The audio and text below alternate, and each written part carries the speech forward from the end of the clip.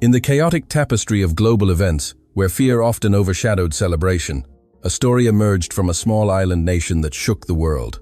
This was the unprecedented spectacle captured in a CNN documentary that shattered viewership records, igniting a fervent debate among American audiences. Is this real? Why do we live like this? The comments poured in, mirroring a collective gasp of disbelief and frustration. It was a stark contrast to the grim reality in the United States, where just months prior, a music festival in Las Vegas had claimed 58 lives in a horrific act of violence. Meanwhile, on the other side of the planet, Singapore was preparing to ring in the new year with a scene of astonishing calm and communal joy. Over 200,000 people were expected to gather in the heart of the city. What truly unfolded at this grand celebration? Before the film begins, please like and subscribe to support us. We wish everyone a happy day. Hello everyone, I'm Rachel Morgan, a documentary journalist for CNN. The story I'm about to share is the most astounding experience of my 20-year career, and remarkably, it didn't take place on a battlefield or at a disaster site. It happened at a New Year's Eve celebration in the island nation of Singapore. My assignment was to cover the iconic Marina Bay Sands New Year's Eve Light and Fireworks Spectacular, an annual world-class event that draws hundreds of thousands. To be honest, I hadn't expected much. CNN headquarters had simply tagged it as a light-hearted cultural piece. But on the afternoon of December 31st, as I arrived at the Marina Bay precinct, I was confronted with a reality from an entirely different dimension. My God, what is this? Stepping out of the Bayfront MRT station, I involuntarily gasped. The human flow was endless, a colossal river of people moving in a single, harmonious direction. My cameraman, Mike, yelled over the gentle murmur of the crowd, "Rachel, this is insane. It's more people than Times Square." I was taken aback. A gathering of this magnitude in America would certainly trigger an emergency declaration. Police barricades, armed guards, helicopters, all would be deployed. Yet here, there was no discernible tension. From 3 p.m. onwards, the throngs began to truly pour in. Watching the masses stream from the MRT station, a knot of worry tightened in my stomach. In the US, large assemblies or festivals were often volatile breeding grounds for danger. Mike instinctively checked for emergency exits, a silent agreement between us that we needed a swift escape route should anything go wrong. But then, the peculiar began to happen. Despite hundreds of thousands of people converging, there was no shouting, no pushing, no arguments. It was as if an invisible conductor guided them, everyone moving in rhythmic unison. By 5 p.m., the Marina Bay waterfront was completely saturated. From a distance, the dark sea of humanity stretched endlessly across the promenade. I requested aerial shots. To truly capture this scale, it had to be seen from above. The view from the helicopter was breathtaking. From the waterfront to the surrounding streets, everything was blanketed by people, like a colossal living mosaic. "How many people would you say this is?" I asked the pilot. "Probably over 200,000, he replied. 200,000. The number felt abstract, beyond comprehension. At 6 p.m., even more people arrived. The MRT stations continued to disgorge passengers, and bus stops were teeming. I moved through the crowd, interviewing attendees. What struck me was that even amidst this overwhelming human tide, order was impeccably maintained. People found their spots, settling down quietly, patiently waiting. By 6:30 p.m., I observed the scene from a nearby high-rise, looking down at the endless human carpet filling the Bay Area. Amongst the crowd, colorful glow sticks swayed, and the tantalizing aroma of hawker food wafted from various stalls, creating a festive, pre-celebration atmosphere. But simultaneously, a subtle tension permeated the air. 200,000 people, all awaiting the same exact moment. That collective energy vibrated through the atmosphere. Finally, it neared 7 p.m. All eyes turned towards the majestic Marina Bay Sands. Countless smartphones pointed at the iconic, ship-like structure. Children clambered onto their parents' shoulders, while elders sat comfortably on portable stools, craning their necks. At 7:50 p.m., a sudden hush fell. 200,000 people were enveloped in complete silence. 5, 4, 3, 2, 1. Happy New Year. Then, the moment arrived. The entire Marina Bay Sands complex, along with the Super Tree Grove in Gardens by the Bay, erupted simultaneously in a symphony of lights and a cascade of fireworks. The 200-meter-high hotel transformed instantly into a colossal beacon of light, complementing the vibrant bursts over the bay. Wow. The roar of 200,000 voices filled the Singaporean sky. The sound was so resonant, so magnificent, that goosebumps erupted across my entire body. I had never witnessed such a scale of collective euphoria. The New Year's show, themed Our Smart Nation, Our Future, ran for 6 breathtaking minutes. The first act showcased the maritime legacy, with golden fireworks illustrating Singapore's historical connection to the world through its bustling port, symbolizing its journey of trade and development. The second act, Multicultural Harmony, saw kaleidoscopic fireworks, reflecting the nation's rich tapestry of cultures and its commitment to unity and diversity. Despite the global challenges, this was a testament to the Singaporean people's chosen path of progress and cohesion. The third, titled Singapore Rhythms, brought forth cheers as fireworks depicted hawker center delights like laksa and chili crab, along with images of the Merlion, turning beloved cultural icons into ephemeral art. The fourth act was the most impactful, Innovation Ascendant.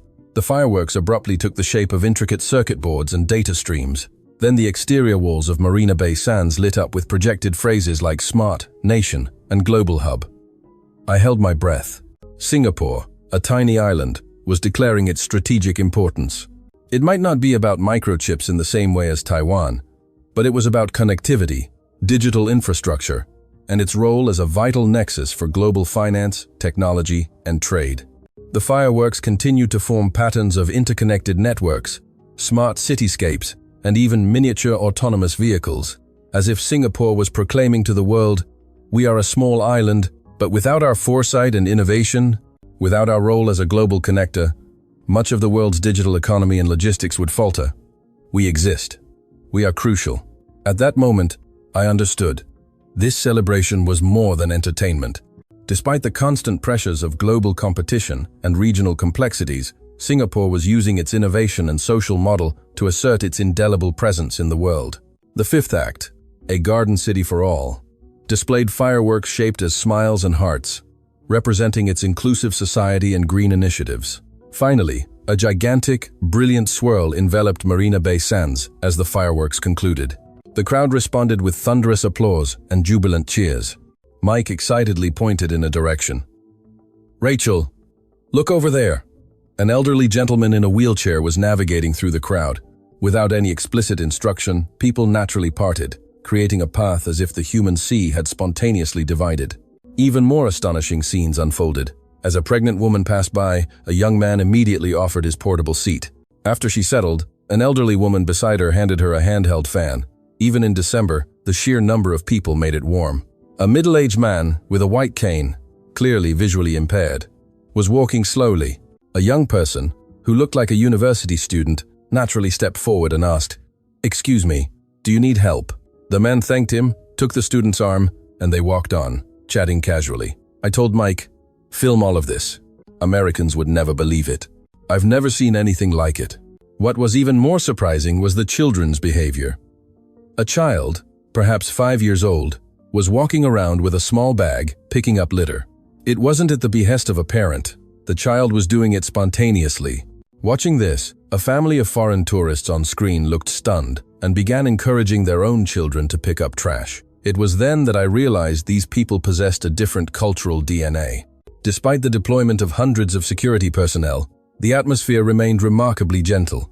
In America, police would be standing guard with shields and batons, but here, security personnel smiled and engaged with citizens, kindly directing those who were lost or guiding children desperate for a restroom.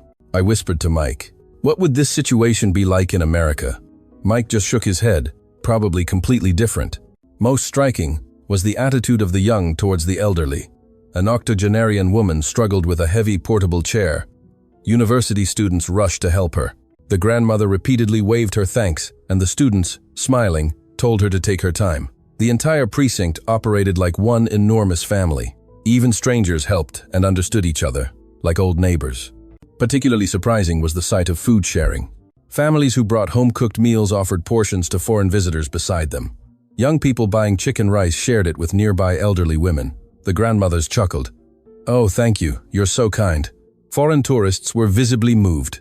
A couple from Germany kept shaking their heads, saying, "Unglaublich." Truly amazing. Unimaginable in our country. I felt the same way. In a place where 200,000 people were gathered, such warm consideration flowed so naturally, but the most astonishing aspect was that all these acts of kindness were utterly unforced. They weren't performed for show. They happened genuinely, as naturally as breathing. Children cheered on their parents' shoulders. Elders clapped, beaming brightly. Tourists shared their awe of the fireworks. Families shared Milo and Satay. I was convinced at that moment that these scenes were the real news. More beautiful than any fireworks were the hearts of these people. At 8:30 p.m., after the final fireworks and light show concluded, a tension gripped me. The real test was about to begin. In America, this was where the nightmare truly started. 200,000 people moving simultaneously, pushing, shoving, shouting, arguing, descending into chaos. Stampedes towards exits were tragically common. I told Mike, "Get ready for the chaos. It's about to erupt. We need to get to a safe position." But what transpired was completely unexpected. People weren't rushing to leave. Instead, they seemed even more relaxed. After the fireworks, they didn't immediately scramble. They remained seated, savoring the lingering magic. Families began packing up their picnic boxes. Couples laughed and took selfies. Children still chattered excitedly in their parents' arms. Elders showed no haste in rising from their chairs. Then, I witnessed something almost unbelievable. As people tidied their own spaces, they began collecting trash from around them. Not just their own litter, but all the discarded items nearby. One family pulled out a large bag and meticulously picked up every can and paper cup within a 10-meter radius. Children, with their tiny hands, collected tissue scraps and wrappers as if this had been planned from the outset. Even more surprising was the conduct of the event volunteers. Hundreds of volunteers, under the banner of a Clean Singapore initiative, circulated throughout the Bay Area, cleaning alongside citizens. But they weren't directing or controlling. Rather, the citizens initiated the cleanup, and the volunteers joined in, like a massive collaborative project. I was stunned. The end of the celebration wasn't chaos, it was cleanup and cooperation. In America, this was an unimaginable scenario. A middle-aged man walked around the precinct with a large trash bag, collecting refuse. No one asked him to. He was doing it on his own initiative. Trailing behind him was his son, about 10 years old, with a small bag, picking up discarded glow sticks from the ground. Young people, appearing to be university students, were even sorting trash. Cans in one pile, plastics in another, paper in a third, as meticulously as if they were tidying their own homes. The elderly were not absent either. Despite potential backaches, grandmothers picked up fallen tissues. One woman wiped down a public bench with a wet wipe, leaving it clean for the next person. I got goosebumps watching this. This wasn't just cleanup, it was civic consciousness, a spirit of community, and a true indicator of civilizational maturity. Foreign tourists, moved by the sight, began to participate. Japanese tourists expressed their desire to pick up trash, walking alongside Singaporeans. European backpackers snapped photos, exclaiming in wonder, promising to share it with friends back home. "I've never seen anything like this." Even a tourist from mainland China approached me and asked, "What do you think of this scene? I've truly never witnessed this. It's magical." What was even more astonishing was the orderly nature of all the cleaning activities. There was no bumping or arguing. The entire Bay Area became efficiently clean. QS formed naturally around trash bins. No one needed to direct them. People disposed of their trash in an orderly fashion, quickly making way for those behind. When recycling bins became full, someone would naturally compress the contents to make more space, flattening cans, neatly stacking plastic bottles. Some even brought large trash bags from their cars, proactively setting up additional collection points near official bins that were overflowing. As time passed, the precinct grew cleaner and cleaner. It was hard to believe that 200,000 people had gathered here. By 1 a.m., most of the trash had been cleared. The Marina Bay area had nearly returned to its pre-celebration state. It was then that I realized, for these people, enjoying the celebration and cleaning up afterward were equally part of the celebration itself. It was like inviting guests into your home. The hospitality wasn't complete until everything was tidied. The end of the festival wasn't chaos, it was cleanup and cooperation. Would American audiences believe this? Looking at the pristine Marina Bay, my thoughts drifted to celebrations back home in the US, and my heart grew heavy. The American celebrations I had left behind were a stark contrast. Take the summer concerts in New York Central Park.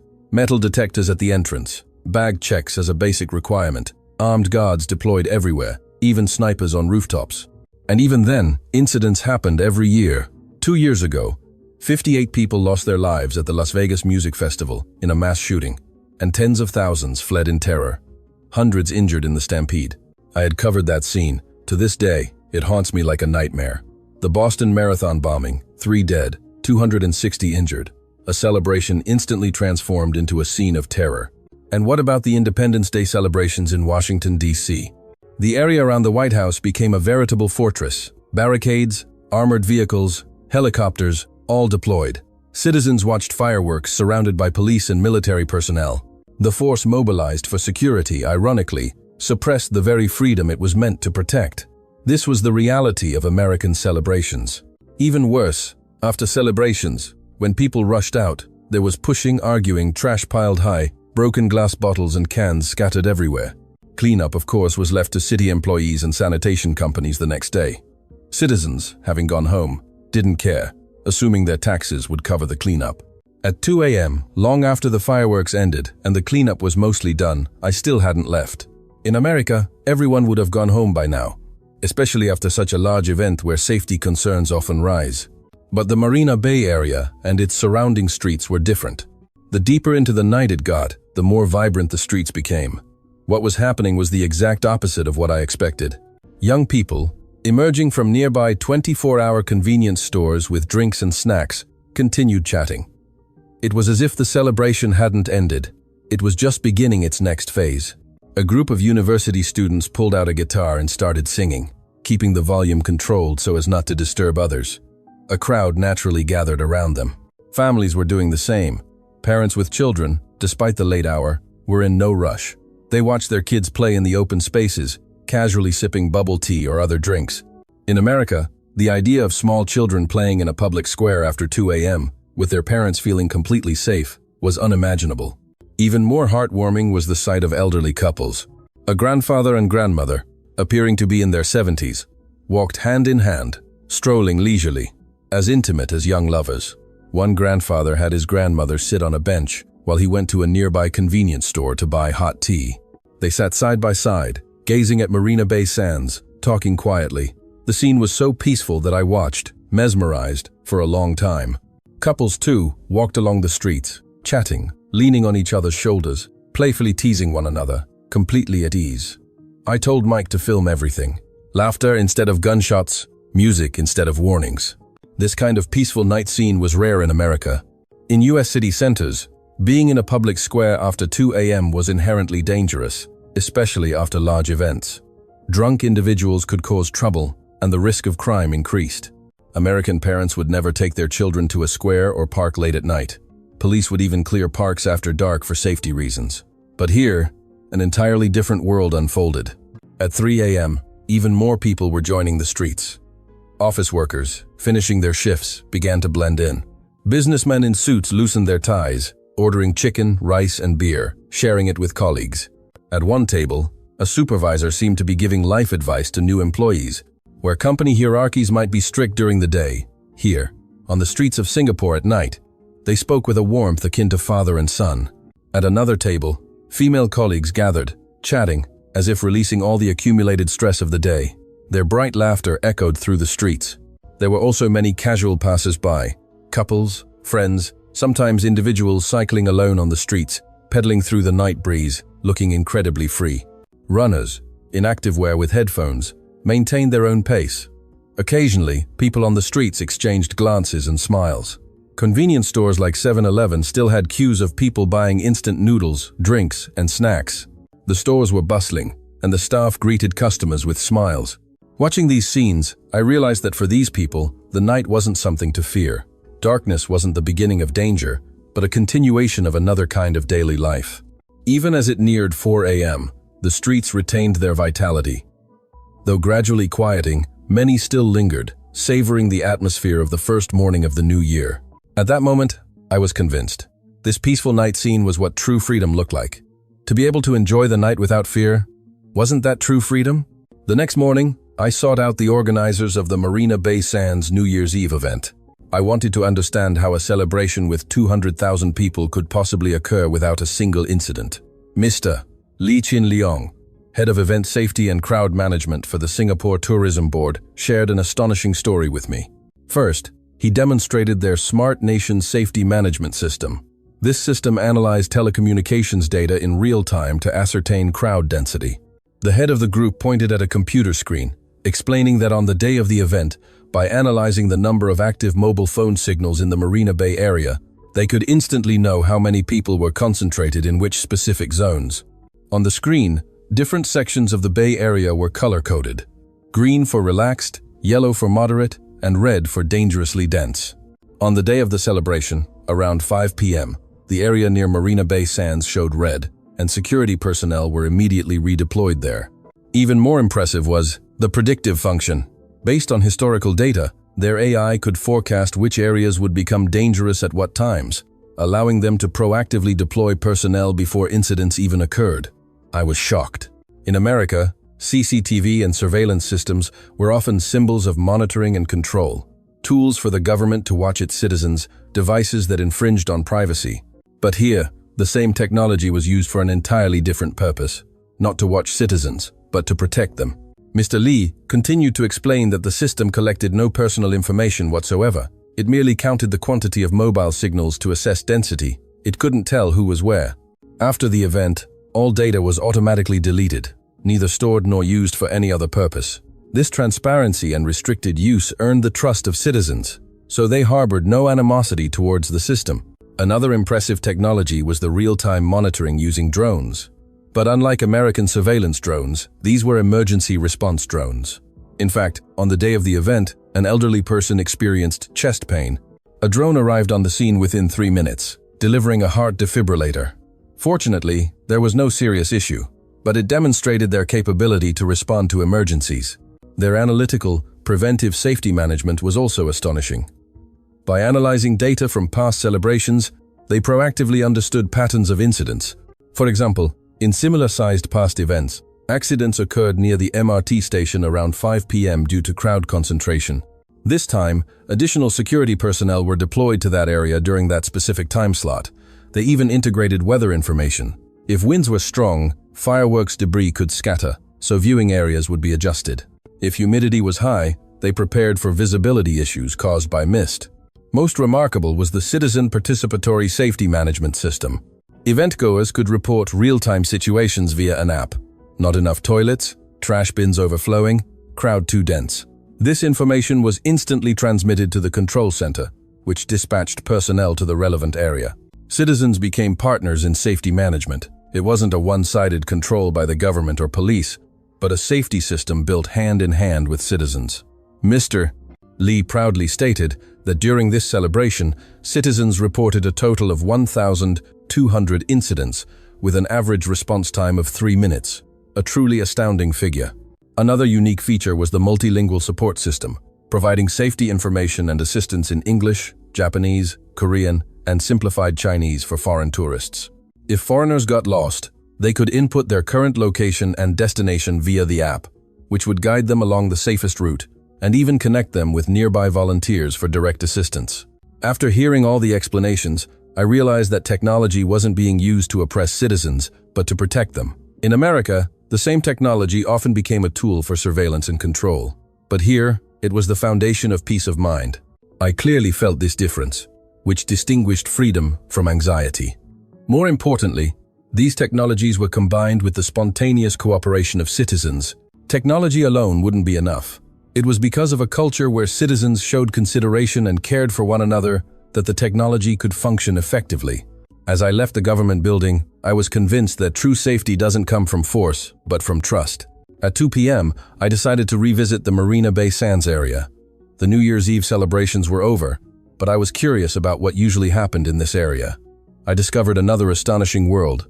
All around the downtown core, small cultural activities were spontaneously taking place. Not by official permission or instruction, but by citizens themselves creating cultural spaces. Near Marina Bay Sands, young musicians were busking. A youth playing guitar and singing had a small open guitar case in front of him, into which passers-by placed appreciation fees. What was surprising was that these performances were completely non-intrusive. The volume was always controlled, never disturbing the surroundings, and thoughtfully allowing those who wanted to listen to approach closely. A group of university students was practicing a dance, appearing to be K-pop choreography. Children watching their enthusiastic performance began to imitate them. The students happily taught the children a few moves. In another spot, an elderly gentleman was displaying his calligraphy works. He had spread a mat on the ground, showcasing pieces he had written. Passers-by watched with interest. A middle-aged woman approached the grandfather and asked, "How did you write this one?" The grandfather gladly picked up his brush and demonstrated. The woman applauded and expressed her admiration. Nearby, on a park bench, a book club was holding a meeting. About 5 middle-aged women were gathered, discussing a book in hushed tones, careful not to disturb others. Alongside them, amateur artists set up their easels, painting the Marina Bay Sands skyline. Some used watercolors, some oils, some pencils, all kinds of styles, each depicting the same scenery from their own unique perspective. I was amazed by this sight. In America, performing these activities required complex permit processes. To busk in New York Central Park, you needed a prior permit, were restricted to specific locations, had time limits, and strict volume regulations. Organizing an art exhibition was even more complicated. But here, there was no sense of such rules or restrictions. The atmosphere was one where anyone could freely participate. Of course, it wasn't complete anarchy. There was an invisible boundary.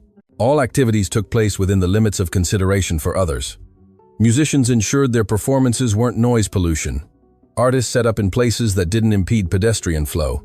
Exercising individuals were careful not to bump into others. This self-regulation, spontaneous consideration, was truly remarkable. Even without legal enforcement, people knew the boundaries they should adhere to. A group of foreign tourists watched these scenes with curiosity. A Japanese tourist approached me and asked, "Do performances here not require permits?" I replied that while I wasn't entirely certain, there might be basic registration or something similar, but the crucial point was the absence of complex procedures or strict regulations, allowing these cultural activities to flourish freely. A tourist from mainland China asked more directly, "Does the government not control these activities?" My own reply surprised me. It seems less about control and more about protection. After concluding my interviews in Singapore and returning to CNN headquarters to begin editing, I was certain that this documentary would have a profound impact on American society. The fireworks that lit up the Singaporean night sky were more than just decoration. They were a powerful societal message that trust, order, safety, and freedom could coexist. And, most importantly, even in the face of constant global pressures, the people of Singapore held firm to their identity and values, demonstrating their worth to the world. The documentary was titled The Miracle of 200,000, a celebration without guns. It generated buzz even before its broadcast. Americans couldn't fathom 200,000 people gathering without the need for firearms. On the night of the broadcast, viewership exceeded all expectations, with more than 3 times the usual audience for a CNN documentary. Immediately after the broadcast, a flood of reactions erupted across the nation. The initial comments expressed astonishment and admiration. Is this truly possible? 200,000 people gathered without a single incident. Unbelievable. Children playing in the square at 2 a.m.? Unimaginable in America. But as time passed, voices of anger began to emerge. Why can't we live like this? What is our government even doing? Every day we see news of shootings, and then we see this, and it just makes me furious. Our children have to undergo active shooter drills at school, while children in that country play freely at a festival.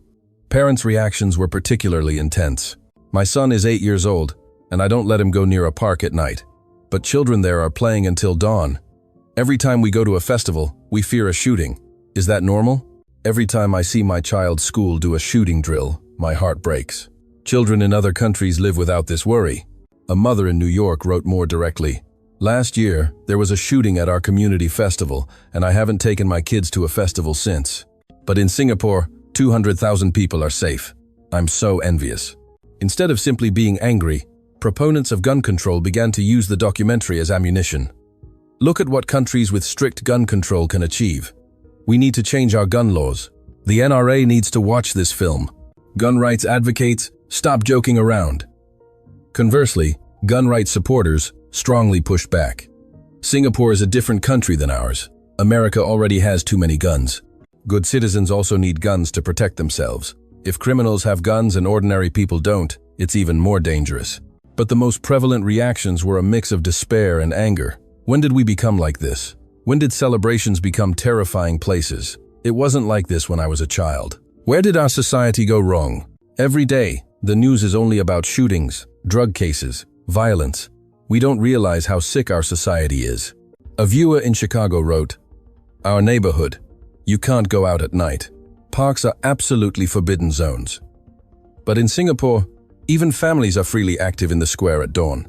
Isn't that what true freedom is? A father in Dallas was even more candid. "My daughter asked me, 'Dad, why do we have to be scared every time we go to a festival?' I don't know how to answer her." A university student in Los Angeles didn't hide her anger. "I'm 22 and still afraid to walk alone at night." But in Singapore, grandmothers are taking leisurely walks at dawn. What did we do wrong? Politicians also began to react. Democratic representatives argued for stronger gun control, while Republican representatives emphasized cultural differences, attempting to draw clear distinctions. But the most impactful reactions came from ordinary American citizens. Do you know what we've lost? Trust. Because there's no trust in each other, we need guns. Because there are guns, we feel even less safe. It's not a technological problem. It's a heart problem. They show consideration for each other. We suspect each other. For Singaporean Americans, the reactions were complex. My homeland has developed into this. I'm proud, but at the same time, my reality living here feels stark. I thought I succeeded by coming to America, but have I lost something important? A week after the broadcast, I received hundreds of interview invitations. Various talk shows and radio programs wanted me to discuss the documentary. The most striking question was, "Rachel, are the scenes you witnessed in Singapore truly real, or were they exaggerated?" I answered unequivocally. There was no exaggeration. In fact, there were even more beautiful scenes that I couldn't capture. Then, I added, "And what's most amazing, ladies and gentlemen, is that this Singapore, a small island nation, thrives amidst immense geopolitical pressures, maintaining its unique identity and values. They are not afraid. Instead, they use their cutting-edge innovation, their status as a global hub, and this profound civic consciousness to prove their value to the world." Remember how the Marina Bay Sands fireworks showed smart nation and global hub? That wasn't just corporate advertising. That was a declaration. We are a small island, but without us, the world cannot function. Without our connectivity, without our innovation, much of global trade and technology would falter. We exist. We are important. That was Singapore's message to the world. On CNN's Viewer Forum, related articles continued to appear for a month. Among them, the one that resonated most was, "The fireworks in Singapore didn't just light up their sky, they lit up our hearts. They revealed the freedom and safety we've lost, which can indeed coexist. And they showed how a small island nation, even when facing powerful external pressures, doesn't bow down, but proactively asserts its value to the world, offering a spark of hope." That was precisely the message I intended to convey with this documentary. The fireworks of Singapore ignited a star of hope across the globe. Thank you everyone for watching today. From Korean Student TV until the end, we wish you all a happy 2026. Thank you for watching Korean Student TV. Your subscriptions, likes, and support are our greatest motivation for producing videos. We will continue to strive to provide you with even better content in the future.